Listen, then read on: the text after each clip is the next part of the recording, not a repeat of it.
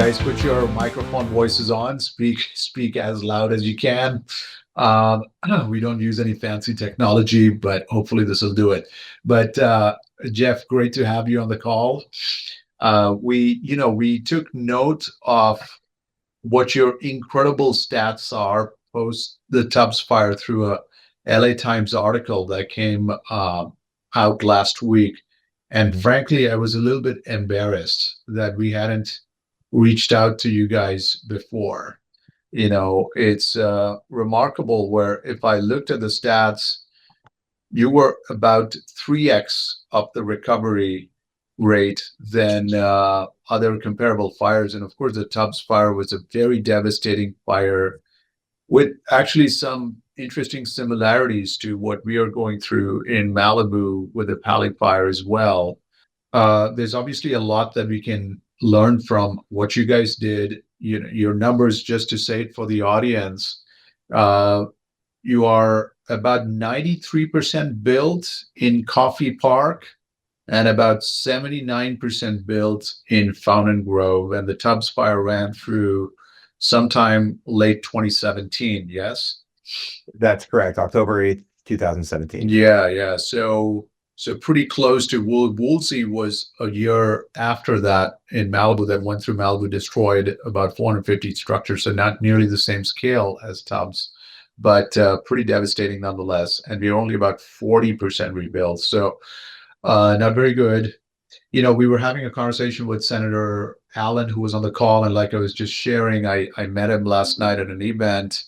And he was highly encouraging us to speak with you guys because he was so impressed to see what you guys have done and how you rebuilt Coffee Park as well as Fountaingrove. So here we are. So better late than never. I'm glad we are talking now and looking forward to hearing your insights. But maybe start us off, Jeff, with, you were featured as one of the key folks in this recovery and this rebuild. And that's what Senator Allen confirmed as well when I spoke with him. Maybe start us off for our audience with what your role was. I realized that you had lost a home that you were living in when the Tubbs fire ran through. So how did it all happen? Just take us back for that day in 2017. Yeah. So 2017, I was renting a home with my wife and our, at the time, he would have been almost 2-year-old son in Coffee Park, the neighborhood I live in today. And basically, we have what you call in Southern California Santa Ana winds. We have the same thing up here. They're called Diablo winds. They come off of Mount Diablo. And it was a Diablo winds kind of day. And we had not had a major wildfire or in our neck of the woods in a long time. There were some in some of the more rural counties around us, but not near us. So it wasn't kind of on the front of the mind that it could happen.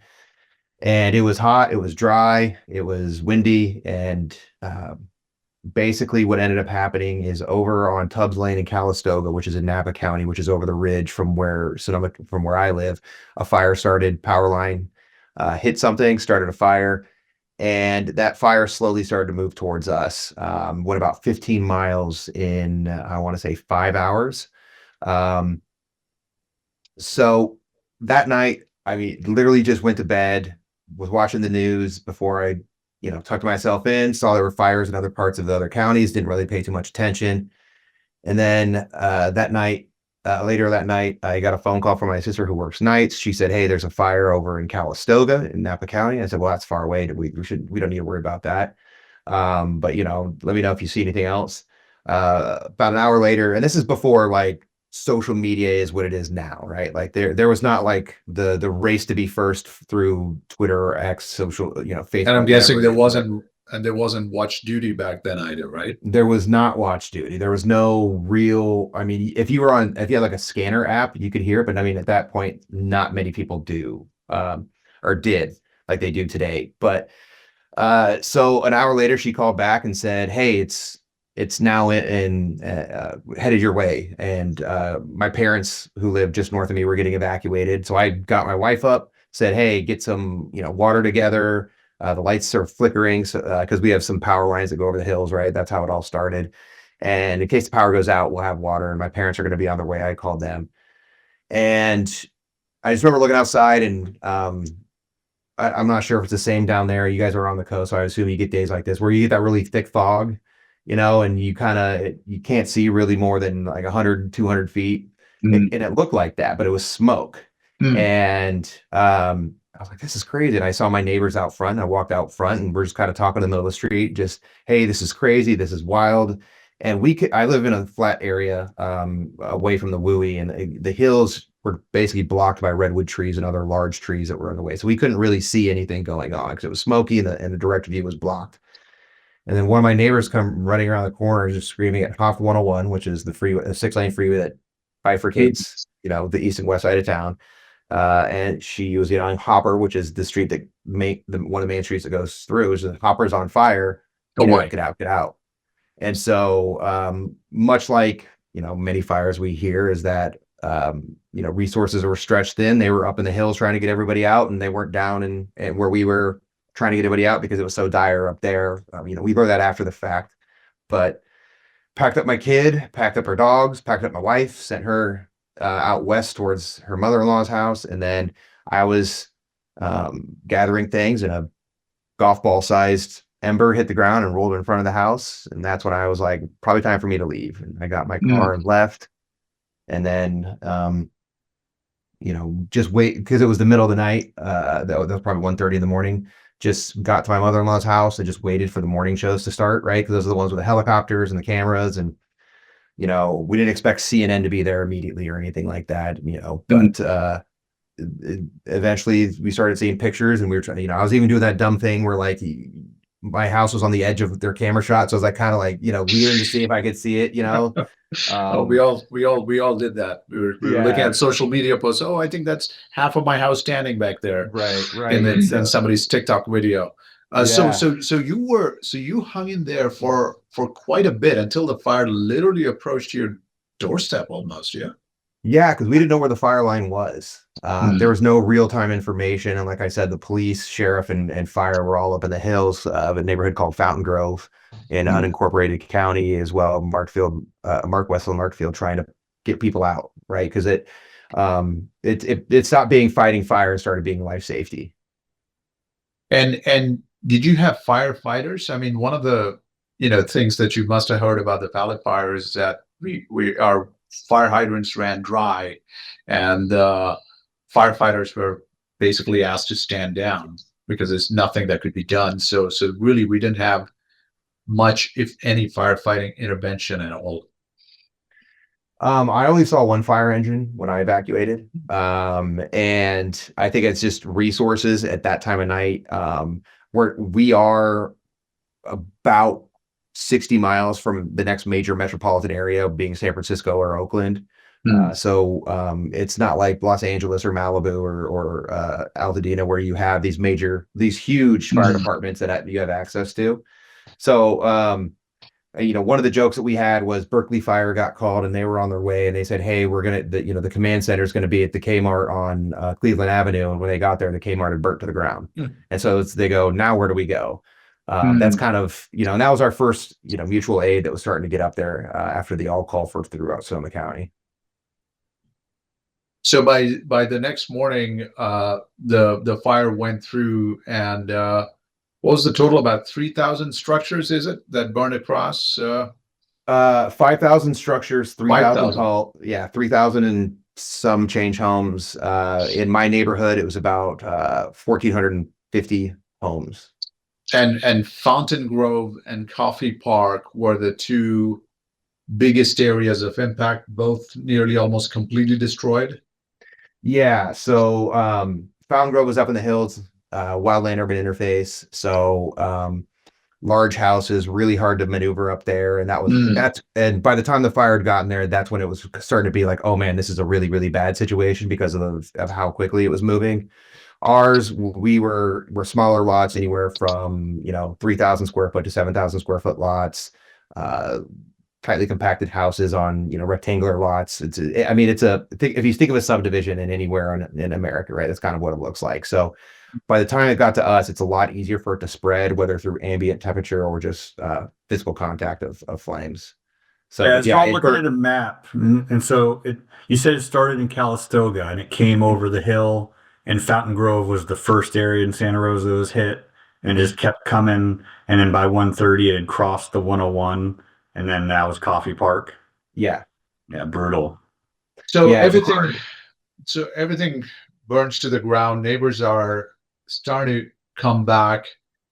What next? I mean, maybe even tell us how the city of Santa Rosa operates. I mean, is it like any other city, regular council? Is it a weak mayor system, strong mayor system? Does it have a city manager? Like, walk us yeah. through.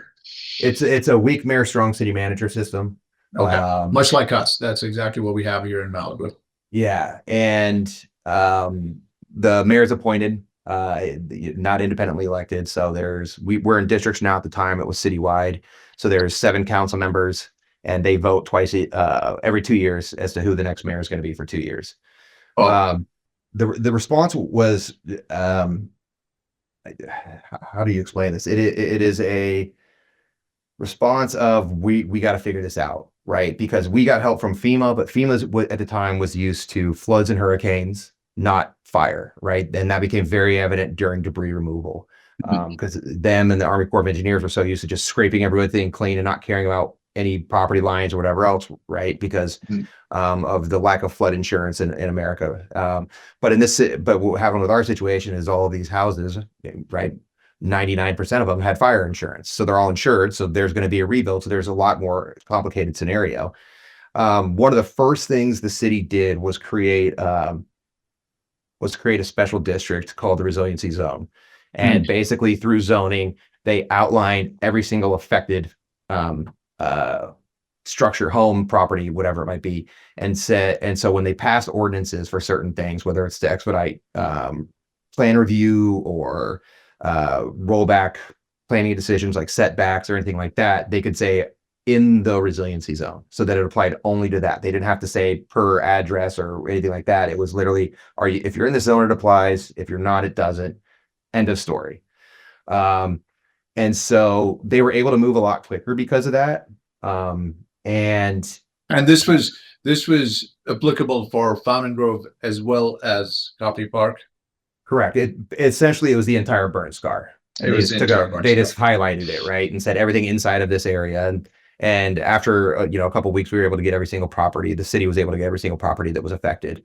And so they knew, like, if you applied for something and you're outside of the zone, well, that doesn't apply to you. But if you're inside the zone, it does. So that was one of the major things they did. And then they created And maybe if you double click on that, spend another minute on it, Jeff. What were some of the quote unquote perks that one would get from efficiency standpoint, from permitting efficiency standpoint, or call it whatever else, if you were in the resiliency zone? Yeah, so the city signed a contract with Bureau Veritas, which is a plan review company, or consultancy planning, planning consultancy company. Yeah, and we use Bureau Veritas as well. Yeah, same thing. So basically, we had it became 2 planning departments. And so if you're in the resiliency zone, you went to them. If you were, Joe Blow trying to do an addition on his house in another part of town, you went to the other side. And so there's no crossing of efforts. So complete separation. Yes. And then within that, there was expedited process, right? So if you submit plans that were the same footprint, almost no alteration from what was there before, other than maybe moving an internal wall, that was 7 days or less review. 7 days or less. Yes. And then there was moderate, which is like, all right, we moved some things around or added some square footage. That was 10 to 15 days. And then if it was completely new, 30 days or less review. If it was completely different from what you had before. Well, and what is your planning approval process like? Is it, so for instance, here in LA City, we have one step. You submit the entire package together. Over here in Malibu, it's a 2-step process. You get the plan approved first, and then you submit your construction plans, which is a step 2, which we call here plan check. So so that's the way it goes over there? That's the way it goes in the traditional setup, right? And so we were expediting things, and then, like I said, we rolled back some codes. So like setbacks or what were some of the other things, types of products that you could use. So Mm. at the time there was an all electric ordinance, but that didn't apply to the resiliency zone. So if you had a fireplace before, you could put in a gas A fireplace, gas. a hard plumb fireplace. So those are some of the benefits, right? Is you're going specifically to a fire rebuild section, and they do nothing but fire rebuild. And Jeff, then everything else is on the other side. can I ask, where did the impetus for these changes, these suggestions, these good ideas come from? Was it, and was it quickly in the first few months? Was it the city manager, the strong city manager? Was it the council? Was it a joint effort? Do you remember those early days? Yeah, so it was a lot of feedback. So community groups started getting together, right? And unofficial community groups. So it'd be like a bunch of neighbors would get together at a library or, you know, a space that was donated, and they would start talking to the city. And so you could have like an assistant planner show up, you could have the director of planning show up, you could have a couple of these things. And it became a very the city assigned a task force of individuals for the rebuild. And basically it was a culture of get to yes, right? So it was, do you want to do this? Yes. All right, we can do that. We want to do this? Well, we can't do exactly that, but we can do XYZ, which is 90% of that. Are you okay with that? Yes. Okay. And then they would take that suggestion to council, and council would approve all of this stuff. That's Were there any specific provisions in terms of, so when you said like for like, some little changes or a complete change, everything within the same original footprint amount, or? No. So like if you're saying, you know, you could have, so we had 5-foot setbacks on the first floor, and we had 5-foot setbacks on the second floor. Code changed by the time our houses were built to now, where it became 10-foot setbacks. So basically it was, if your house has gone blank slate and you want to do something completely new, you had a 1,300 square foot 3-bed 2-bath, and you want to build a 2,500 square foot 2-story, you know, 4-bed 3-bath. That's the one that would go to the longer process, because it was that kind of blank slate. When you say So longer, is 30-day limit, the 30 right? day, yeah. Yeah, the 30 But days. it's still processed by Bureau Veritas. It's still a fire rebuild. It's just a Mhm. clean sheet project that Yep. complied with all the current zoning rules. So it's Okay. still It's like LA faster City. than- it's still faster than typical, but it's not going to be 7 days. It's now going to be 30 days. Right. Yeah. So we actually had a builder that his grandfather built probably 70 to 80% of the neighborhood in Coffee Park. And so he saw the plans. He just went, updated the plans, got them all master planned, right? All of them approved, all the 8 versions approved to go on whatever lot.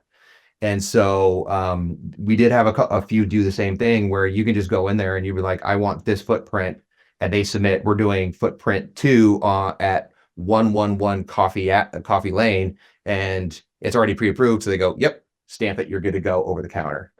There you go. And how often, Jeff, were these meetings happening with the resident task force, what the community meetings, as well as the frequency of council meetings? Mm-hmm. So council meetings were every week because it was an emergency and there was a lot going on. Traditionally it's 2 to 3 a month, but they were meeting every single week because things were changing on such a quick basis.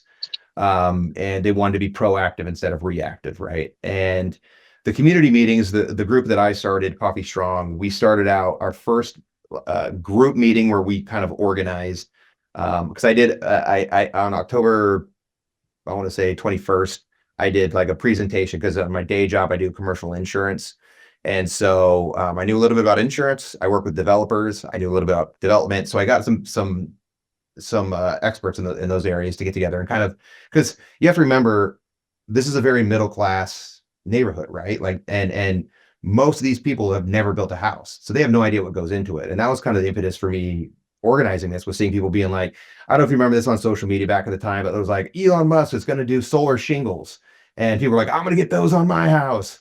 And it was like, that's not like for like, that's, your insurance isn't going to pay for that. You're going to have to pay for that, right? Like but people that was what they could put their hope into, right? Was what it's going to look like going forward. Yeah. And so not to be Debbie Downer, but to kind of temper expectations and base it in reality, I did this forum.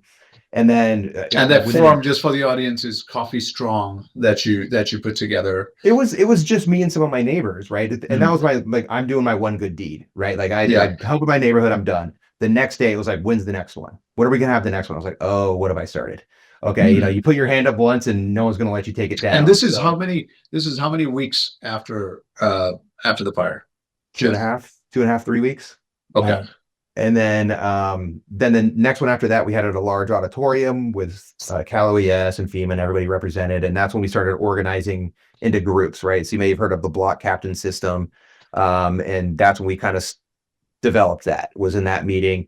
And then we started meeting weekly after that for probably a year and a half. And then we went to twice a month and then once a month, maybe 2.5 years after that. So it was a funnel, right? So going both ways, which doesn't make sense. I know, right? That just sounds like a tube, but it's a funnel, and we take a bunch of crowdsource information of what's affecting us and we filter it into 1 or 2 representatives, me being the first president. A lot of times it fell on me to go to our officials and be like, hey, I have 500 homes that are affected by this issue and we need a resolution to that. And they would be like, great. Because it's easier for the city to deal with one person representing 500 people than try to answer 500 emails from individuals. Who was this at the city that you were talking to?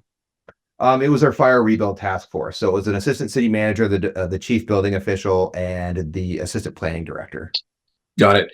And then Bureau Veritas, who were they being sort of supervised by? Were they independent at that point, or were they still funneling up some decisions to someone in the city of Santa Rosa? Basically, it was a task and execute situation. So that fire task force that they had would create like the framework and be like, this is what we do nothing outside of these lines. And they would just be like, all right, execute. If something changes, and they would get notified of that.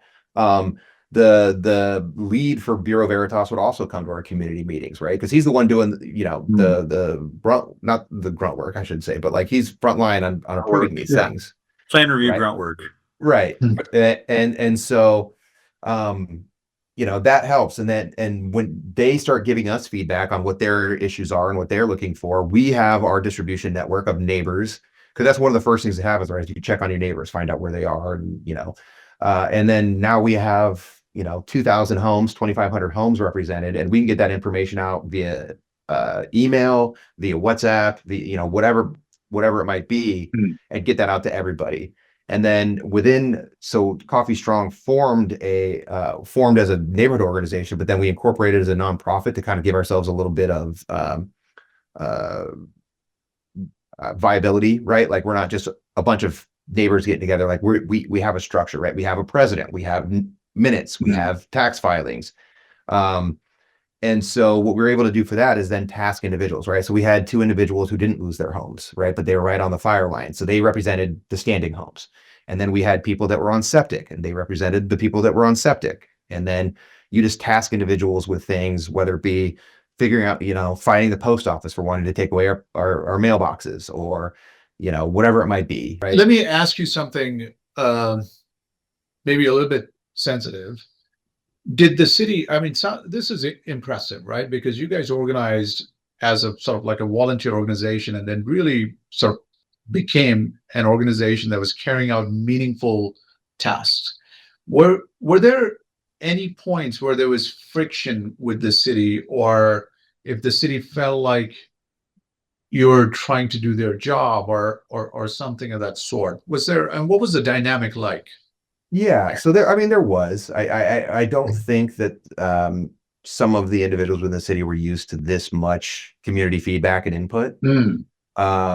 One of the big ones that started that became an issue was when we were redoing the park itself. So Coffee Park has an actual park in it, a neighborhood park in it, and this is where we live. So we wanted to say in what it was, right? Because we all live in it. We know what were the positives of it and the negatives of it. And when we wanted to give some feedback, we were basically told, well, we do this. We're the experts in the parks department, so let us handle it. And that's when you have to get noisy. And one of the tools we used very effectively was the press. And as an elected official, like, you know, which I am now, I was, you know, spoiler alert, but that one of the things you want to get is if a reporter contacts you, it's like, hey, we've heard about this great initiative you guys are doing, not why are you not listening to residents who direly need this? Are you ignoring them? Right. So when you can use it as an effective tool to advocate for yourself. Do you remember how soon after the fires the first permits were issued? And were there kind of phases where waves of people got approved over time? I'm trying to think of what I believe the first permit was issued mid-December, because I want to say, so our fire was October 8th, 2017. The first home to get certified for occupancy was May 21st, 2018. 3 months. Wow. He saved his foundation. There was a structural engineer that said his foundation was sound. But so he saved that and was able to build on top of that. But so that was the first one. And what I will say is, you know, when you drive through these neighborhoods, and it's all flat, right? It's all cleared. It's kind of haunting. But when you start seeing those sticks go in the air, because what I learned was vertical goes fairly quickly. It's the internal stuff too, like the finishes and everything that takes a lot longer. But it gives you hope, right? To see something framed in. And you're like, because it looks like a house, right? It's made up of finish, but it looks like a house, you know, especially when you put hardy board or stucco or whatever it is on it, right? And that's when you're like, oh man, that's really cool. And people get hyped up. And then you start getting the people that are on the emotional, you know, roller coaster, start being like, well, I don't want to be left out, right? Like, am I behind the 8 ball? Am I move, you know, and it also strikes conversation of, where are you at? Who are you using? Oh, well, I'm using this builder and he's got, you know, he's got the ability to do 2 more houses. So I can introduce you to him. Well, yeah, let's, you know, I want to get introduced, you know? So it kind of becomes a chain reaction. I'm starting to really understand, based on this conversation, why you guys are at 3x. Like I said in my email, it's not coincidence or happenstance. You know, there is something more than the planning efficiencies and all of what you just described. I think you hit upon a very crucial point, which is how people's minds and emotions were. And what you guys were able to accomplish created sort of like a self-fulfilling prophecy, where it was the energy, it was almost like a flywheel effect, where it was sort of building on momentum. And people said, I don't want to be left behind, let's go. Mm-hmm. In many instances, it's sort of the opposite, where people not only are feeling no momentum, but they're feeling more burden and they are dropping off. And that's why I think we're seeing such a wide gap between where you guys are and the average rebuild of any other fire in California. I mean, that is just bizarre. But this, I think, notion explains that, you know, beyond obviously the mechanics that you guys were able to put in place as well. I want to get back to a technical question. Now, you mentioned that the council meetings became more frequent. You guys were meeting once a week. Were there council meetings that were dedicated to fire rebuilds only, and you wouldn't talk about anything else? Almost exclusively in the early days, because it was, and don't get me wrong, I mean, we weren't like Paradise, right? We didn't lose the percentage of housing that we lost was nowhere near like Paradise lost, where it was in the 80s, right? Ours was roughly in the 20-25%. But it was prioritized. It was, hey, this is what we're going to tackle right now. And the reason why it was weekly is because there was so much to do, whether it's discuss, you know, what Cal OES is doing, or FEMA, or Army Corps of Engineers, or whomever, and report outs, and what are we going to do about this ordinance? You know, like I said, there were discussion points on going back to setbacks, like, hey, is this something we want to roll back? Because if you say we on the second floor, you're going to take their 5-foot setbacks to 10, they're losing square footage on their house, right? So you have those kinds of discussions, and policies are getting made. Like every meeting, there's something that's brought up. The 7 council members are voting, decisions are getting made, and Bureau Veritas has their marching order right then and there, and there's no delay.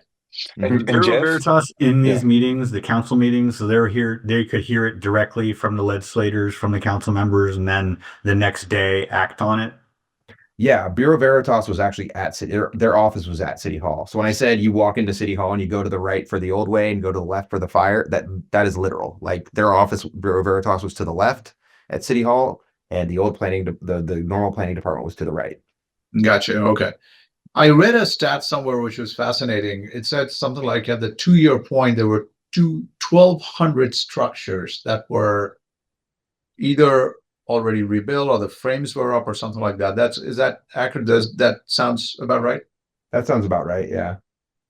1,200. So that's about 25%, right? Or if you look at just the homes, it's more than that. It's almost like 40% Yeah. that are within the 2-year mark that are rebuilt. So, I mean, of course, California is known for its brutal red tape.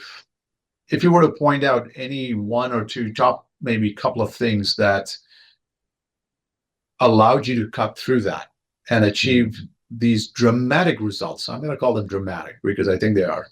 That's so far in California. Yeah. What were they? How were you able to cut through the red tape? I think on the city side, it was culture, right? Like I was saying before, the get to yes attitude. I was gonna ask on that.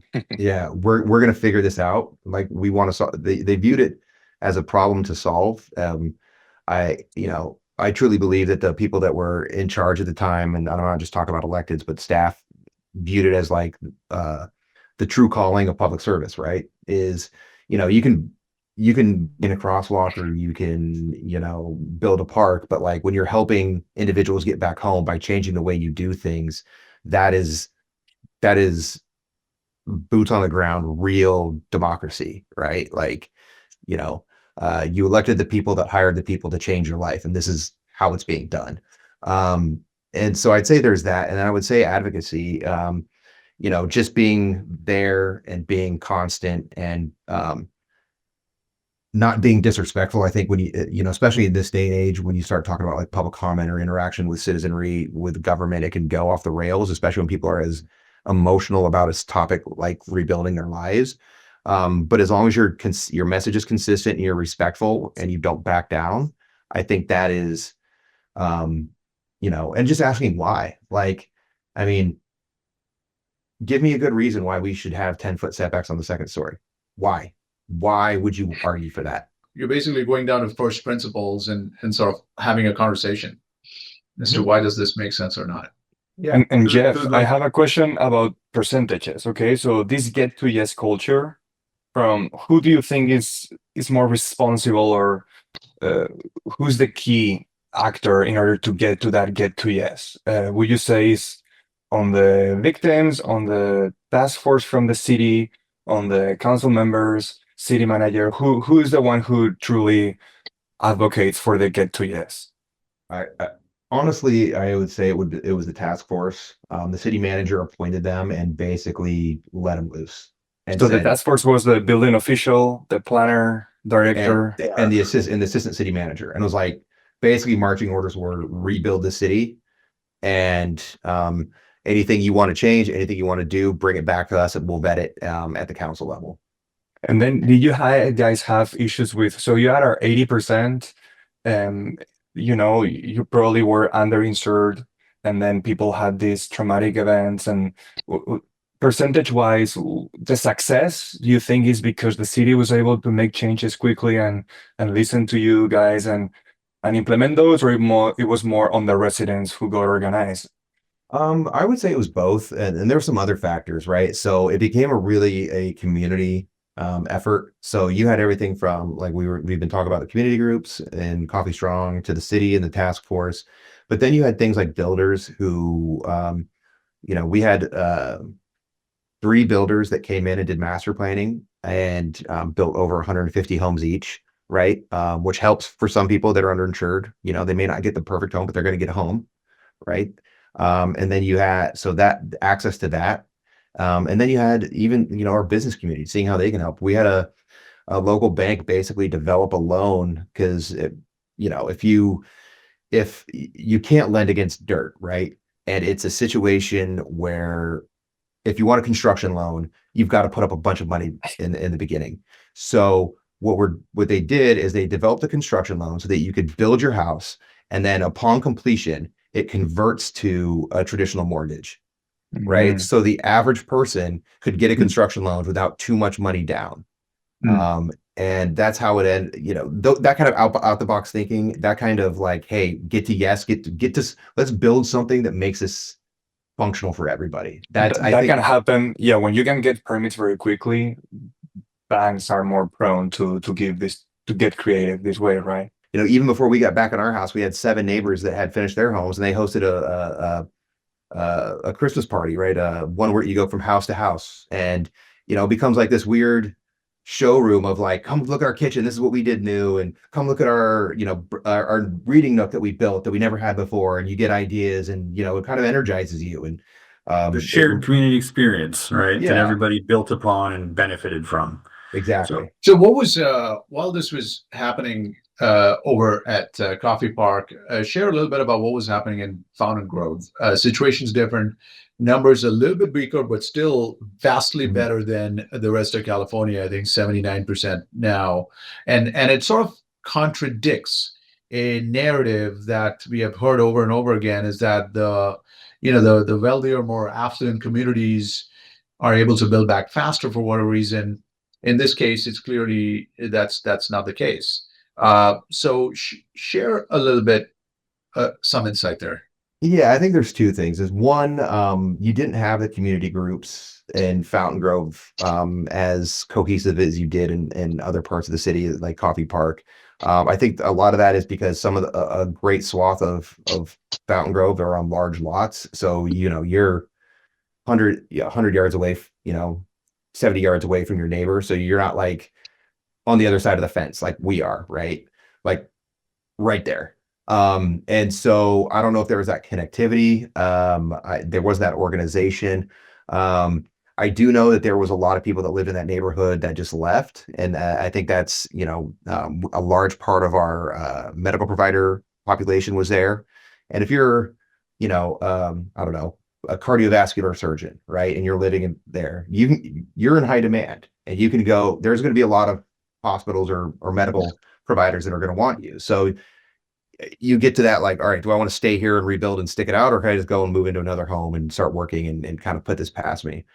And I think back to the self-fulfilling prophecy, there's a little bit of, you know, when we're having, because one of the things our community group did is we had community events. So we had like celebrity bingo, where like we would have a former San Francisco Giants pitcher come and, you know, pull the numbers and call them out, and or, you know, famous cyclist Levi Leipheimer came and did it. So, you know, and so you see everybody, right? And you're like, oh, I remember that, you know, and you may not have known their name at the time, but then you learn their name, you know, and like, oh, the lady that always walked the golden retriever, that's Sarah. Hey, Sarah, how you doing? You know, well, good to see you. And so you want to get back to that, like, what's familiar, because that's always what's familiar to you, right? Is when you drive through your neighborhood, it's not the street names that you see on every single street. It's, you know, the person that you always see running on your way to work, or the person that's always walking by when you're picking your kids up from school, or you know, that one car that's got, you know, that's bright orange,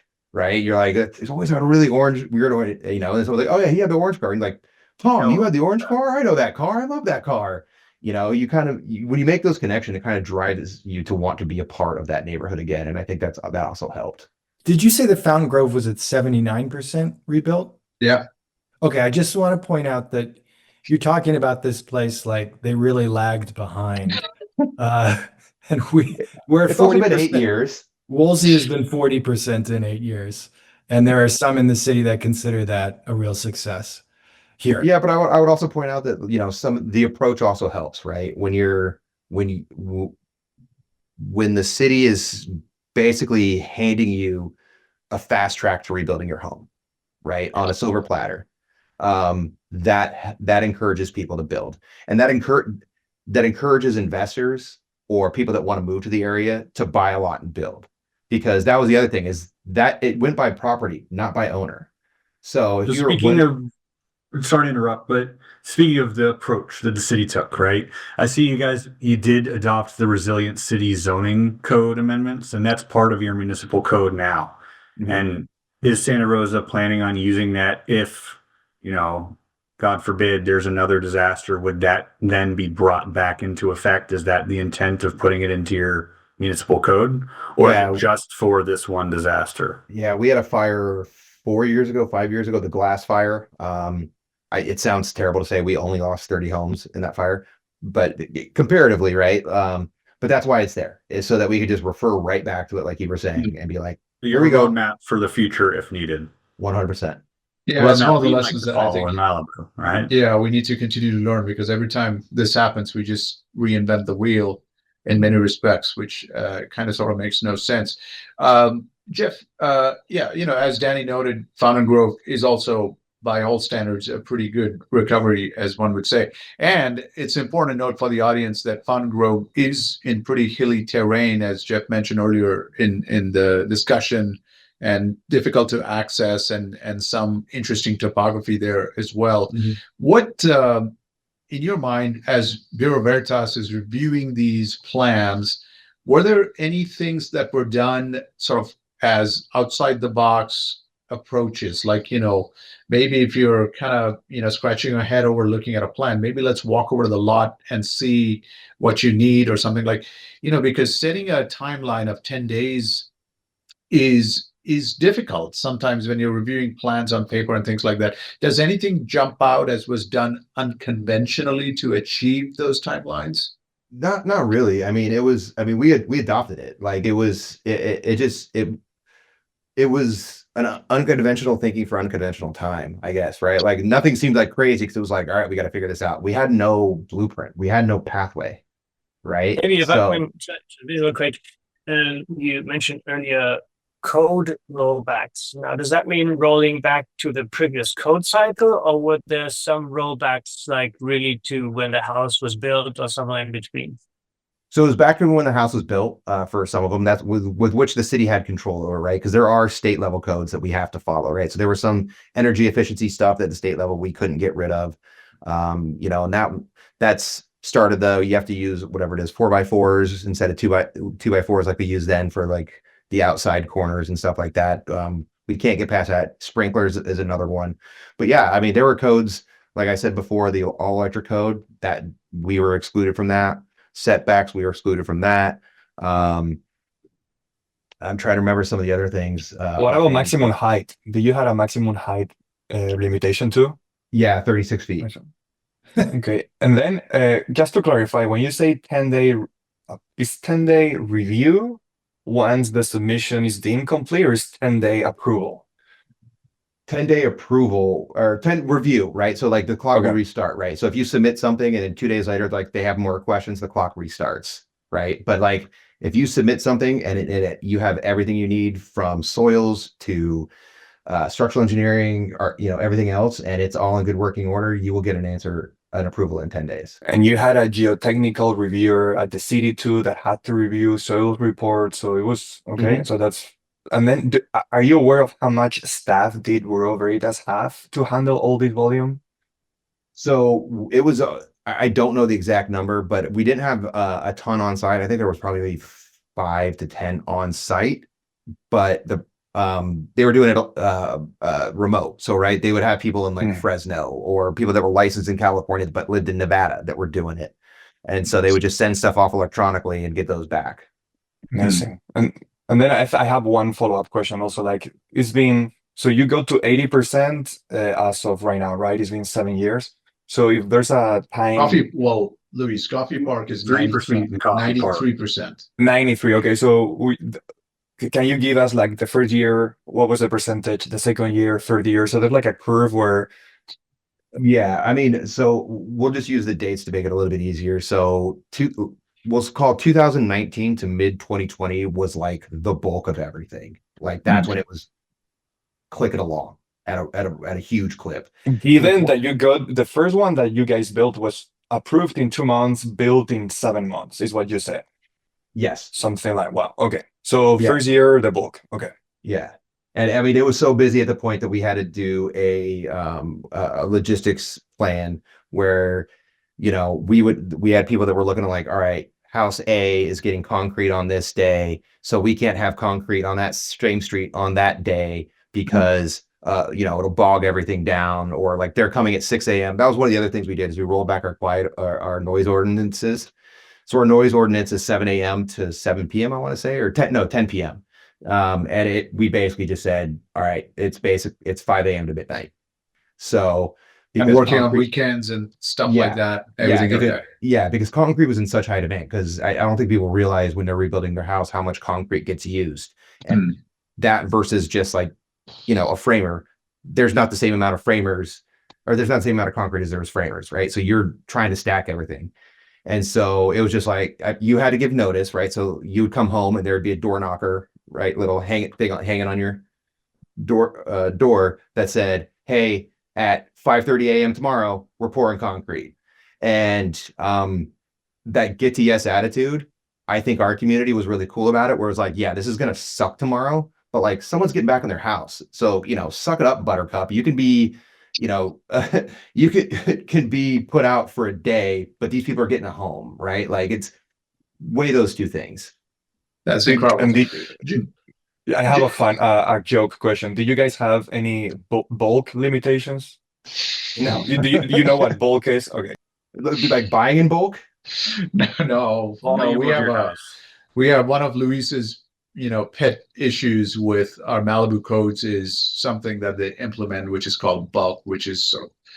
Anyway, we won't get into that. Well, there's so much to say that we cannot bore Jeff by complaining, basically making comparisons to everything he's talked about for the last 45 minutes to Malibu. We're going to have to do that separately because there's so much to vent about. The differences are that stark. I'll come Let me back. ask I'm you- fine. Let me ask you this. You guys were moving very fast, getting to yes attitude, fantastic. Were there any mistakes that were made in the process? Sure. And how did you address them? So, I mean, there was a lot of pressure. One of the first mistakes one of the mistakes we would run into is, so in our fire, because we're in this subdivision type area, is when the houses burned, the fire traveled down the dry utility pipes and burned out basically the stumps in the street, right? And so all the dry utilities, electric, cable, all that had to be replaced. And so that's what we ended up calling the joint trench. And there was such pressure on those in the joint trench, which are Comcast, PG&E and all these others, to do that we, they moved fast, right? And, in tech, move fast and break things is fine, but like when you're doing streets, maybe not so much. Mm. So what ends up happening is they were moving so fast to try to dig this up and do the dry utilities that sometimes they went too deep and they would hit the sewer lines or the water lines. And you don't know that those get severed until you run water and it starts to back up in your house.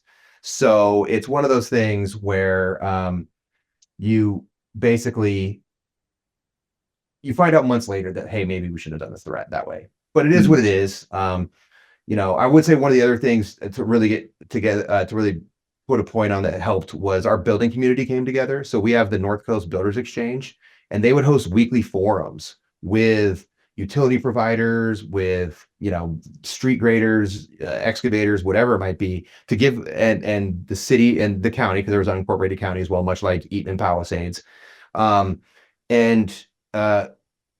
they would come in and just give an update. Here's what we're doing now. Here's what the policies are, and they would communicate with our builders. So it wasn't like the builders would go in and put in plans and find out that they weren't in compliance with something, right?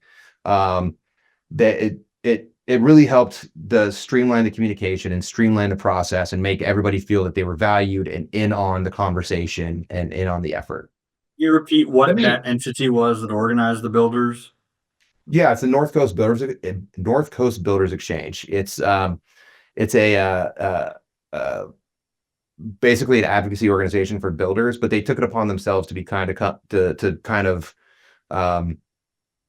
be the voice of the building community and be a pathway to make sure, because they're trusted, because they're the industry representative, right? And so if they're holding a venue where the city's coming in, they know it's accurate information, right? And then you start talking about the whole trust thing, right? Like we were talking about before with community organizing. You want to get quick, accurate, and vetted information. Well, I have take a us question into about the rebuild the city versus focus on residents thing that you mentioned earlier. Were there, when that was implemented, were there certain ideas, were there voices that said, let's do fire rebuild benefits only to residents versus just getting the city back, and even if someone new purchased their home, let's give the benefits as well? What discussions did you have? So yeah, so two parts of that is if you lost something commercial, right? If you had a commercial property, you're treated the same way, right? Then there's obviously a vast difference in what that process looks like in terms of planning and financing and everything like that. But and then second, like I said, without resiliency zone, it applies to the property, not who the owner is. Because we knew, I mean, and I'm sure the people in Malibu saw this too, is like if you had somebody that was 78 and was probably going to downsize and move to the desert, their house burns down, they're moving to the desert, right? You know they're not coming back, but you don't want that to sit there as a vacant lot and just be dirt forever until you find somebody who's willing to take on the old way or traditional way of doing things. It's like, no, build a house, build community, build your neighborhood back. So it applied to each individual address, no matter who it was. There were early discussions in Malibu about potentially not extending that benefit to future homeowners. Thankfully, the city attorney seemed to indicate that that would be illegal, that these kinds of benefits would have to run with the land. So that put a stamp on that conversation very quickly. But I'm sure there would have been some who would have wrongfully just tried to give it to the initial owners. And like you said, somebody's got to build a house. Let's help them build it as quickly as possible, even if it's not the original owner. Yeah, and I mean, would you rather have, this is my opinion, Jeff speaking for himself, but would you rather have a dirt lot or two kids drawing with sidewalk chalk? You know, like you'd want the kids. You'd want, a neighbor that you can borrow the proverbial cup of sugar from, right? Like, And Jeff, how many of the original owners you feel that they ended up rebuilding in Santa Rosa? Like from that 90%, half right. of them? So there's two sides to that. So there's original owners and original residents. So about 40% of Coffee Park was renters. So owners rebuilt, but those residents had to come back. Renters vastly impacted. And we that was one thing we talk about, things we wish we would have done better, some mistakes we made. Not spending more time trying to track down renters. Only 25% of renters have renters insurance. So you're talking about 75% of renters in that situation that just lost everything and had access to nothing. And so you have people that up and moved, whether it be across town or to Seattle or whatever it is, right? So original owners that came back that were primary residences, I'd say probably at least half. I think there was a certain amount of pride, a certain amount of stubbornness. I think that comes with a lot of people. Like for me, it was, I'm not going to let this fire dictate my life, right? Like I'm not going to be, you'll hear me use the term survivor. I'll never call myself a victim because I think that there's power in words.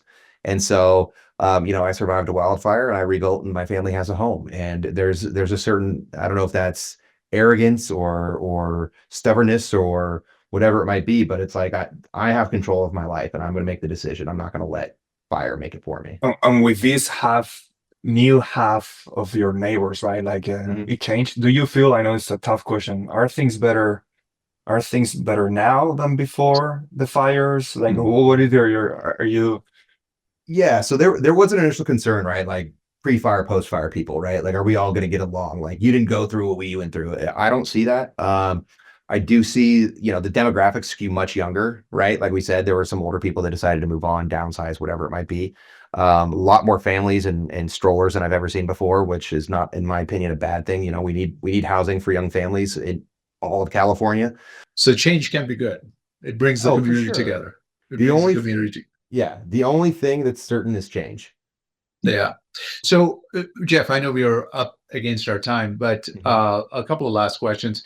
When you guys were going right in the aftermath of this at 200 miles an hour, there was, I'm guessing there must have been some trepidation in the city officials' minds and the council members' minds as, what if we take a wrong step here in our speed to do things? Was there any of that? And yeah, I think there was a lot of willful ignorance that came with that. Like, hey, we don't know if this is going to work or not, but like, it sounds great. Our experts say it's going to work. No one's telling us it's a bad idea. So heck, why not? Like, let's try it. Yeah. Again, it was that let's get people home. Right. That is first and foremost. So I think you had that. And like I said, there's decisions that were made. I know some people that put their designs in early and got approved and started building. And then the city changed their mind on a certain thing that would have affected the orientation of their house and how much square footage they had. And so it was frustrating for them, but like, it was a learning curve, right? We didn't know what we don't know. And so you kind of had to figure out, it's like a dumb saying, what is it? You're building a plane while flying, right? Like, you're just going to go and you're going to figure it out and hope for the best. And I think what we did was just, that attitude of let's get this community back was what really took primary focus. So you're a council member now. Mhm. Congratulations. Thanks. Or condolences. I don't know. Be fun.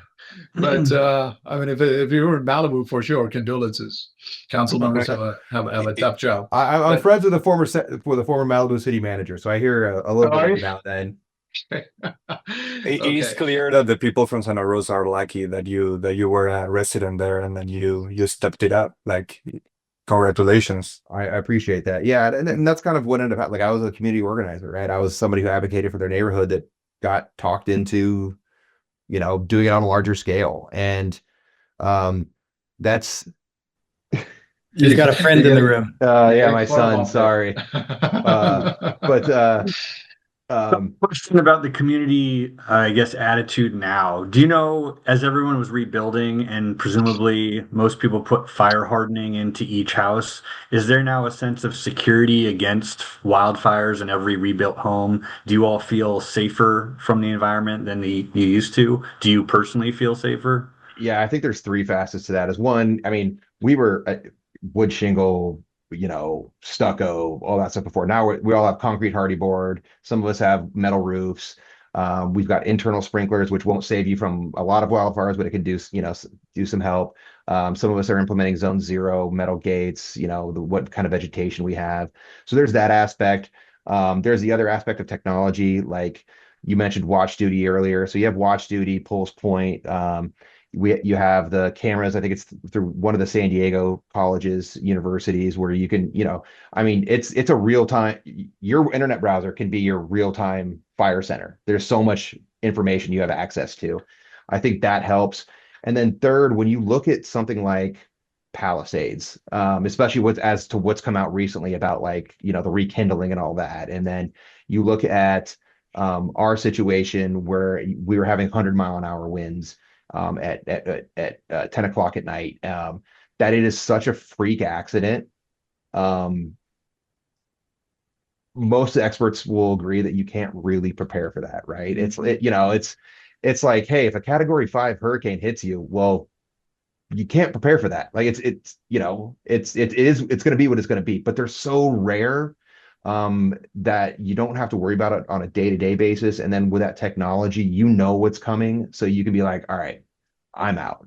We have our exit strategy where we have it's basically an Excel system where it's like 5 minutes and the 10 things we get if we have 5 minutes, and then the 10 things we get if we have 10 minutes, and then the 10 things we get if we have 20 and 30.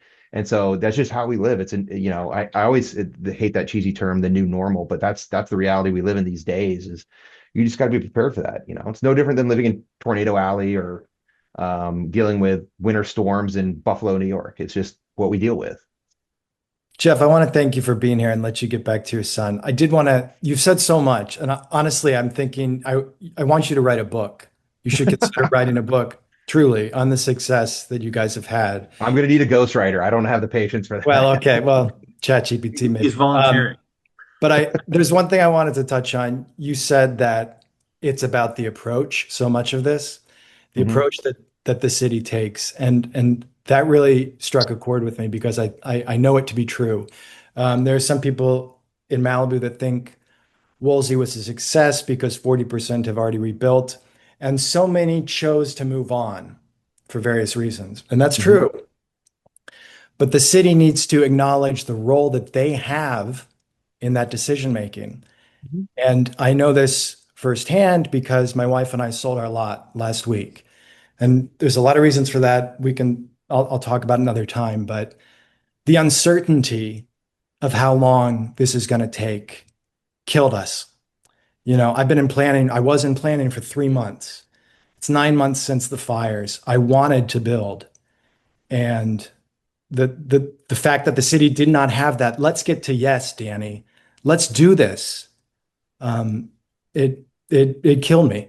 And that was a big part of why we were out. So I'm really sorry to hear that. That's unfortunate. I mean, it's one thing to say like, hey, I just don't want to live here anymore. Hey, I want to downsize, but to get to the point where you just kind of throw your hands up and feel like you're not being advocated for by your government, and that's unfortunate. I'm really sorry for that. But like I said, I'm happy to come back whenever you guys would like. I've been down in that area a couple times already. But Well, I'm listen, happy I to mean, come down and meet in person.